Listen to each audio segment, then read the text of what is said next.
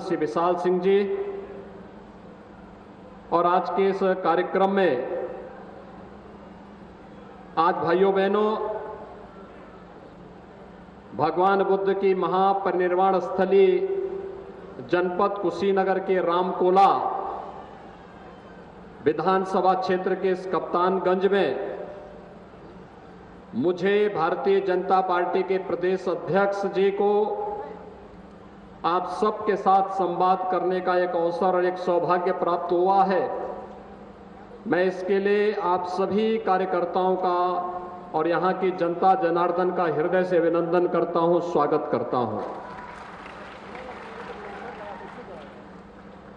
भाइयों बहनों, कुशीनगर जनपद खेती किसानी अपने परिश्रम अपने पुरुषार्थ धर्म के प्रति अपनी श्रद्धा भावना के लिए जाना जाता है। अभी अभी हाल ही में आप लोगों ने भीषण बाढ़ की त्रासदी और जल जमाव की त्रासदी को झेला है। इस भीषण बाढ़ और जल जमाव की त्रासदी को झेलने के पहले कोरोना महामारी का सफलतापूर्वक मुकाबला किया और आज इस भीषण गर्मी में पिछले 3 घंटे से आप सब यहां पर बैठे हैं केवल इस बात को के लिए कि हम लोगों के साथ आपका एक संवाद हो सके। मैं इसके लिए आप सबका हृदय से स्वागत करता हूं, अभिनंदन करता हूं। कुशीनगर जनपद वैसे भी हम लोगों का अपना प्यारा जनपद रहा है और मुझे आपके साथ यहां पे कई आंदोलनों में भाग लेने का अवसर प्राप्त हुआ है। चाहे यहां पे मुसहर जाति के लोगों की लड़ाई रही हो, यहां पर पिछली सरकारों की अत्याचार और अनाचार के खिलाफ अन्याय के खिलाफ लड़ाई लड़ने का रहा हो, उन सभी लड़ाइयों में मंच पे हमारे जो भी सांसद विधायक पूर्व विधायक और पदाधिकारी हैं, इन सब के साथ और आप में से बहुत सारे कार्यकर्ता ऐसे हैं जिनके साथ यहाँ की गलियों में, यहाँ के सड़कों पर, यहाँ के जिला मुख्यालय पर, ब्लॉक मुख्यालय पे, तहसील मुख्यालयों पे आंदोलन करने संघर्ष करने का एक लंबा सिलसिला रहा है। इसलिए जब आप सबके इस पूरे क्षेत्र को मैं देखता हूं तो वास्तव में विकास किस रूप में होना चाहिए उसकी एक छोटी सी झलक आपके सामने प्रस्तुत करने के लिए आज मैं यहां पर आया हूं और मुझे प्रसन्नता है कि आज कुशीनगर जनपद की 2 विधानसभा क्षेत्रों में मुझे जाने का अवसर प्राप्त होगा। एक रामकोला में और दूसरा तमकुही राज में। आज हम लोग लगभग 400 करोड़ से ज्यादा की योजनाओं का शिलान्यास और यहां पर लोकार्पण भी कर रहे हैं। लेकिन ये तो एक अभी कुशीनगर जनपद के लिए एक ट्रेलर है। अभी तो एक बहुत बड़ा कार्य यहां होना है। याद करिए, आपके जितने जनप्रतिनिधि चुने गए भाजपा से, इन लोगों ने लगातार मेहनत किया, राज्य सरकार और केंद्र सरकार में पहल की और अभी तो अगली विजिट में यहां मेडिकल कॉलेज का भी शिलान्यास करने के लिए मुझे आना है। कुशीनगर का अपना मेडिकल कॉलेज होगा। भगवान बुद्ध को समर्पित वह मेडिकल कॉलेज कुशीनगर की जनता को भेंट करने के लिए हम बहुत शीघ्र आने वाले हैं। और साथ साथ अब कुशीनगर के लोग, कभी तो बहुत कुछ लोग कहते थे, लेकिन अब तो हवाई जहाज भी कुशीनगर से उड़ेगी और हमारा प्रयास है कि पहली फ्लाइट इंटरनेशनल फ्लाइट हो, अंतर्राष्ट्रीय हवाई सेवा के साथ कुशीनगर सीधे जुड़े, क्योंकि भगवान बुद्ध ने कुशीनगर को दुनिया के सामने प्रस्तुत किया। आज आप चले जाइए श्रीलंका में, थाईलैंड में, लाओस में, जापान में, दुनिया के 13 बड़े बड़े शक्तिशाली देश हैं, बौद्ध देश, बुद्ध वहां पहुंचे हैं। भगवान बुद्ध वहां भारत की शिक्षा को, भारत की संस्कृति को लेके पहुंचे हैं। और इसीलिए अभी उस एयरपोर्ट का भव्य उद्घाटन होना है, वह भी बहुत शीघ्र आपके सामने आएगा। इसलिए पहले मैंने कहा देखता हूं जनता में उत्साह है कि नहीं है, लेकिन आपने हमारे भी मिथक को दूर करके भीषण गर्मी में, बाढ़ के बावजूद, कोरोना के बावजूद आपने रिकॉर्ड तोड़ भीड़ यहां पर लाई है। मैं आप सबका अभिनंदन करता हूं, स्वागत करता हूं।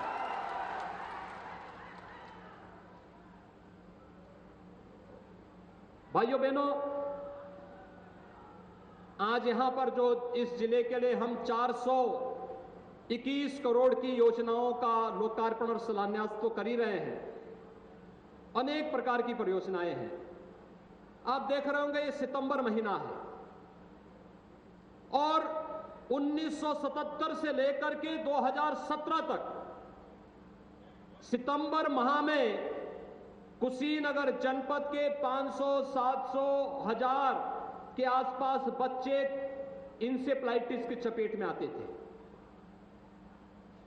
उससे मरते थे और समय उनकी मौत होती थी।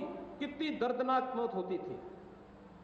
लेकिन हम सब आभारी हैं प्रधानमंत्री मोदी जी के, जिन्होंने स्वच्छ भारत मिशन चलाया, शुद्ध पेयजल की स्कीम घर घर देने की कार्रवाई प्रारंभ की और आज स्वास्थ्य की बेहतर सुविधाएं उपलब्ध हुई तो इंसेफ्लाइटिस मरीज यानी दिमागी बुखार समाप्त, पूरी तरह समाप्त। अब तो नहीं है ना इंसेफ्लाइटिस, अब नहीं है।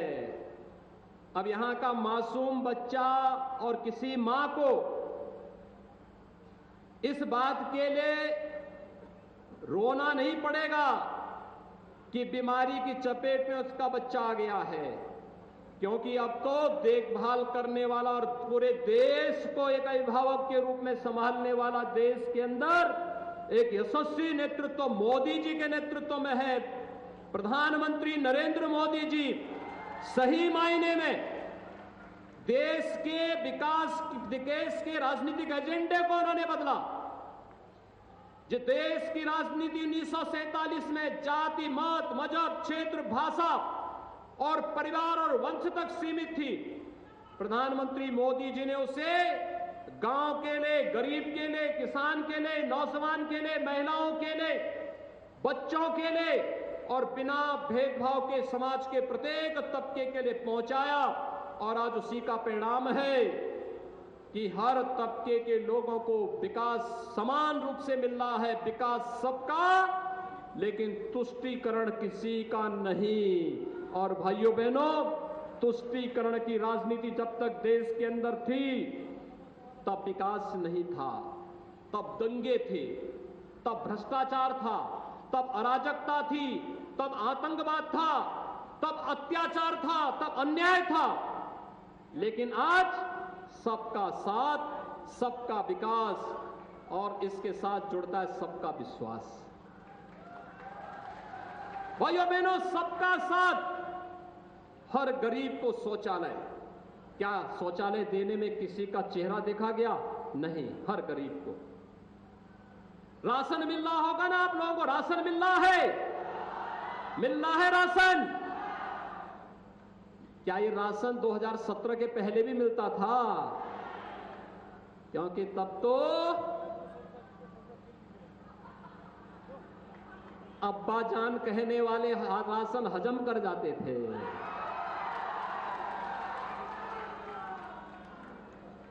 तब कुशीनगर का राशन नेपाल पहुंच जाता था, बांग्लादेश पहुंच जाता था। और आज कोई इन गरीबों का राशन निकलेगा तो राशन तो नहीं निकल पाएगा, लेकिन जेल जरूर चला जाएगा। और भाइयों बहनों, यही संकल्प लेकर के हम लोग चले। पहले इन गरीबों की नौकरी पर अब्बाजान कहने वाले डकैती डाल देते थे, पूरा परिवार झोला लेके निकल पड़ता था और झोला लेकर के वसूली में लगता था। लेखपाल की नौकरी निकली तो एक परिवार के लोग, एक खानदान निकल पड़ता था वसूली करने के लिए। 7 लाख, 8 लाख, 10 लाख रुपया दो, और फिर किसी भी योग्य व्यक्ति का सिलेक्शन नहीं होता था। अध्यापक की नौकरी लगती थी, पैसा भी जाता था, नौकरी भी नहीं लगती थी। पुलिस की भर्ती निकलती थी, पैसा भी चला जाता था और नौकरी भी नहीं निकलती थी।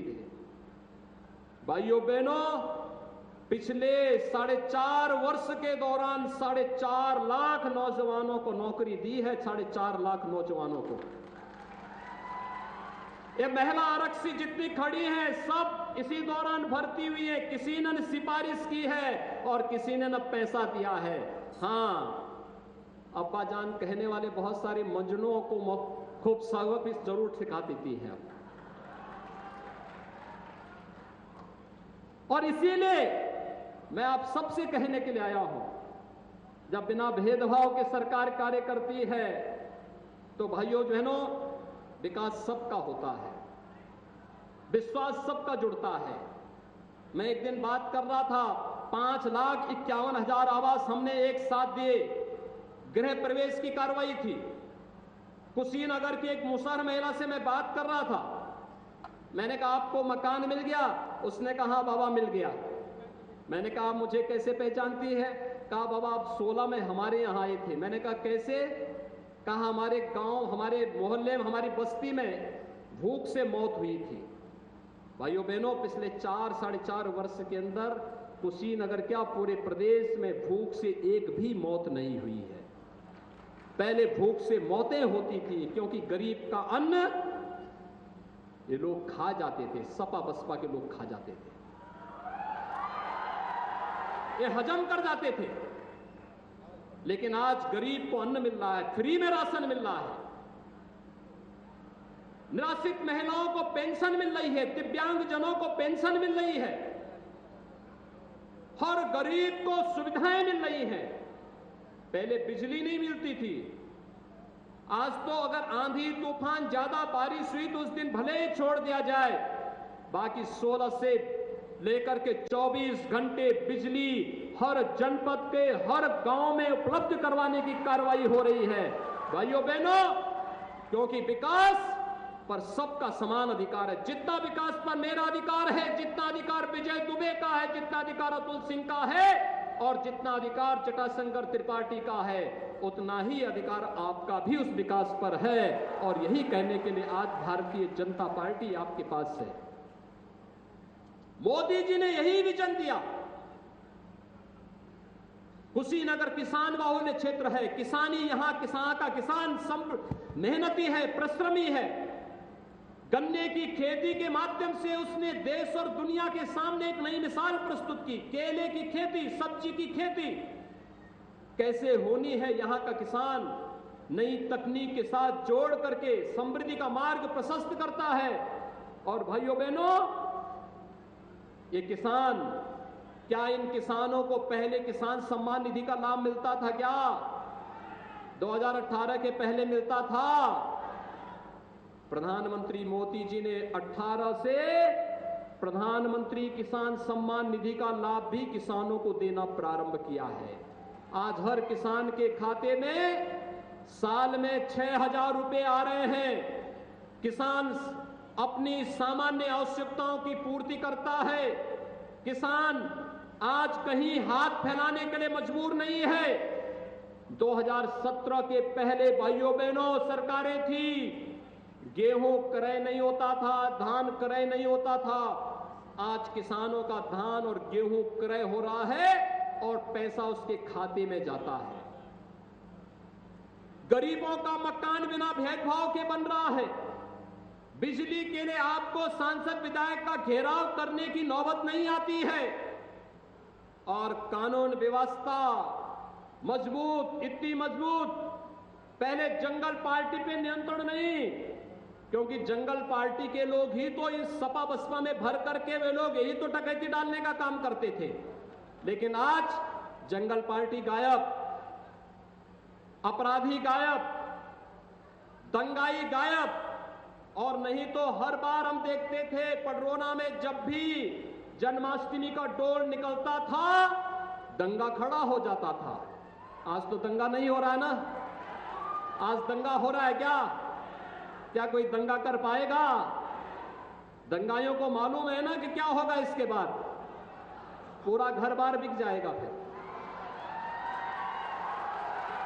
और इसीलिए आज दंगा कोई नहीं कर सकता, क्योंकि उसे मालूम है दंगा करके संपत्ति को नुकसान पहुंचाएगा, किसी व्यापारी की संपत्ति को, किसी गरीब की, किसी किसान की, किसी नागरिक की संपत्ति को नुकसान पहुंचाएगा, तो फिर 7 पीढ़ी उसको भरते भरते लग जाएगी, लेकिन फिर कभी भरपाई नहीं कर पाएगा। इसलिए दंगा भी अब समाप्त हो गया है। हर व्यक्ति अब काम धंधा ढूंढ रहा है। और कोरोना के दौरान आपने देखा होगा दिल्ली में उन्हें संभले नहीं संभलता है, महाराष्ट्र में कोरोना संभले नहीं संभल रहा है, केरल में आप देख रहे होंगे संभले नहीं संभल पा रहा। आप समाचार सुनते होंगे कोरोना के कितने मरीज। उत्तर प्रदेश की आबादी 24 करोड़, और 24 करोड़ की आबादी में उत्तर प्रदेश में कोरोना आज कुल उत्तर प्रदेश के अंदर 14 मामले आए हैं, कुल 14 मामले। कोरोना गायब, एकदम कंट्रोल में है। कोरोना के भूत को हमने बोतल में बंद करके रख दिया है। लेकिन केरल में संभले नहीं संभल पा रहा है। केरल की आबादी उत्तर प्रदेश की आबादी की 8वां हिस्सा है। दिल्ली की आबादी उत्तर प्रदेश की आबादी का 12वां हिस्सा है। महाराष्ट्र की आबादी उत्तर प्रदेश की आधी है। लेकिन कोरोना नहीं संभल रहा है, क्योंकि जनता के प्रति नियत साफ नहीं है। अगर जनता को जनार्दन मान करके इन लोगों ने सेवा की होती तो भाइयों बहनों कभी नहीं इस प्रकार की अनियंत्रित स्थिति नहीं होती। मोदी जी की बात को पहले दिन मान करके उसको लागू किए होते, राजनीति नहीं किए होते, ऐसा नहीं होता। और मेरा आप सबसे अनुरोध है, कोरोना को नियंत्रण करने के लिए आप सबने सरकार का, मोदी जी का और मेरा पूरा समर्थन किया, सहयोग किया। लेकिन अभी सावधानी बरतनी है। हमें कोरोना का टीका लगाना है। हर व्यक्ति कोरोना का टीका लगाएगा, सबको टीका, फ्री में टीका। और कुशीनगर तो इतना ज्यादा, अब तक मुझे बताया गया लगभग 8 लाख लोगों ने कुशीनगर के अंदर टीका लगा दिया है, एकदम 8 लाख लोगों ने। और सबको मोदी जी फ्री में टीका दे रहे हैं। विदेशों में इस टीके का दाम 3,000 से लेके 5,000 रुपया है, और यहां मोदी जी फ्री में टीका दे रहे हैं। फ्री में टीका, सबको टीका, निःशुल्क टीका। और इसीलिए हमने कहा कि आभार मोदी जी कि आप हमारी जनता को फ्री में टीका दे रहे हैं। यानी यह टीका सुरक्षा कवच है हम सबको कोरोना महामारी से बचाने के लिए। नहीं तो आप अमेरिका का हाल देख रहे होंगे। अमेरिका दुनिया की सबसे बड़ी ताकत, 6.5 लाख से ज्यादा लोग मर गए अमेरिका में। लेकिन भाइयों बहनों, देश के अंदर मोदी जी ने कोरोना से भी बचाया और देश को भूख से भी बचाया। किसी को भूखों नहीं रहने दिया, सबको फ्री में राशन, सबको फ्री में राशन। और भाइयों बहनों, मैं आप सबसे ही कहने के लिए आया हूं, आपसे मैं यही अपील करने के लिए आया हूं। यहां पर बात उठी थी गन्ना किसानों की, और भाइयों बहनों, मैं आप सबको आश्वस्त करता हूं, एक एक गन्ना किसान का पाई पाई चुकता करवाएंगे। कोई आपका पैसा लेके नहीं जा सकता है, और नहीं तो कार्रवाई बहुत सख्त करेंगे, बहुत सख्त कार्रवाई करेंगे। कोरोना महामारी थी, चीनी एक्सपोर्ट नहीं हो पाई, जो चीनी विदेशों में जानी थी नहीं हो पाई, नहीं जा पाई। अन्यथा याद करिए 2016-17 में 8 वर्ष का गन्ना मूल्य का बकाया था। 2007 से 2017 तक कुल 95,000 करोड़ रुपए का गन्ना मूल्य का भुगतान 10 वर्षों में हुआ था और आज 4.5 वर्ष में 1,43,000 करोड़ रुपए का गन्ना मूल्य का भुगतान हम लोग कर चुके हैं। जो गन्ना मूल्य 8,000 करोड़ रुपए से कम का बकाया रह गया है, इसको भी नया सीजन आने के पहले हम भुगतान करने के लिए सभी चीनी मिलों को अंतिम अल्टीमेटम दे चुके हैं कि भाई गन्ना मूल्य का भुगतान करो, और नहीं किए तो फिर कार्रवाई को झेलने के लिए तैयार रहो। और भाइयों बहनों, ये कोरोना ने अर्थव्यवस्था को प्रभावित किया, राजस्व कम हुआ है। अन्यथा हम तो चाहते थे कुशीनगर और देवरिया में एक नई चीनी मिल आनी चाहिए। हमने यहां के लोगों के लिए पिपराइच में तो एक बड़ी चीनी मिल फिलहाल दी है, लेकिन कुशीनगर और देवरिया तो पूर्वी उत्तर प्रदेश में चीनी का कटोरा कहा जाता था और हमारी इच्छा थी ये चीजें हों। राजस्व में काफी हम लोगों को उस समय नुकसान उठाना पड़ा क्योंकि लॉकडाउन, मार्केट बंद, आवागमन बंद, सब कुछ बंद, आय नहीं, लेकिन जनता की सेवा, फ्री में उपचार देना है, फ्री में राशन देना है, फ्री में भोजन देना है, फ्री में सारी कुछ सब कुछ देना है। ये सब कुछ करने के लिए पैसे की आवश्यकता, जो जमा पूंजी थी वो जनता जनार्दन के लिए समर्पित कर दी गई, और जनता जनार्दन के लिए जब समर्पित कर दी गई तो जो विकास के पैसे को रुकना भी नहीं था।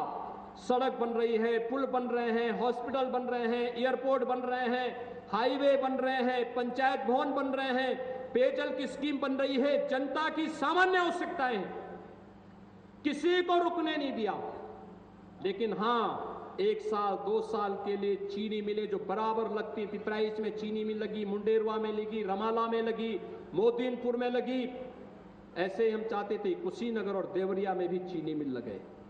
लेकिन भाइयों बहनों, सरकार बनाने के लिए फिर से हम सबको अंगड़ाई लेनी पड़ेगी। भारतीय जनता पार्टी और मोदी जी के मार्गदर्शन और नेतृत्व में एक बार फिर से भारतीय जनता पार्टी की सरकार के लिए कमर कसिए और फिर से हम लोग नई चीनी मिल लगाने की कार्रवाई को आगे बढ़ाने का कार्य करेंगे।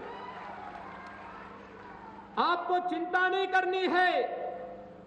मैं तो आपसे आज केवल 6 महीने का समय मांगने आया हूं और इसीलिए मैंने रामकोला से शुरुआत की है। रामकोला से, क्योंकि आप जानते हैं प्रभु राम के जन्मभूमि के मंदिर निर्माण का कार्य भी जब बीजेपी की सरकार प्रदेश और केंद्र में मोदी जी प्रधानमंत्री बने तभी ये कार्य संभव हो पा रहा है। आप खुश हैं अयोध्या में राम मंदिर बनने से? क्या खुश हैं? आप सब लोग हाथ खड़ा करके थोड़ा मुझे बताइए, क्या अयोध्या में राम मंदिर से खुश हैं ना सभी लोग? क्या सपा के समय मंदिर बन जाता?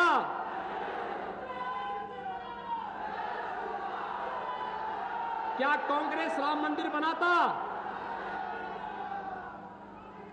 क्या बहुजन समाजवादी पार्टी मंदिर बनाती? देखिए, अब तो लोग बोलने लग गए हैं, अब तो लोग बोलने लग गए हैं। राम मंदिर का निर्माण कार्य होते हुए देखकर लोग बोल रहे हैं कि अब हम अपना स्मारक नहीं बनाएंगे। भयभीत हो गए, उनको मालूम है भगवान राम का मंदिर दुनिया का सबसे खूबसूरत मंदिर बनने जा रहा है, सबसे बड़ा, सबसे भव्य मंदिर बनने जा रहा है।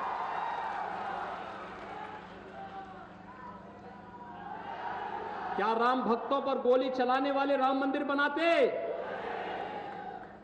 क्या गोली चलाने वाले और दंगा कराने वाले कश्मीर से धारा 370 को हटाते? तालिबान का समर्थन करने वाले क्या 3 तलाक को रोकते? तो भाइयों बहनों, फिर इस जातिवादी और वंशवादी मानसिकता को प्रदेश की जनता कतई बर्दाश्त न करे। याद रखना, बिच्छू कहीं होगा तो डसेगा ही। सावधान होकर के आपसे यही कहने के लिए आया हूं।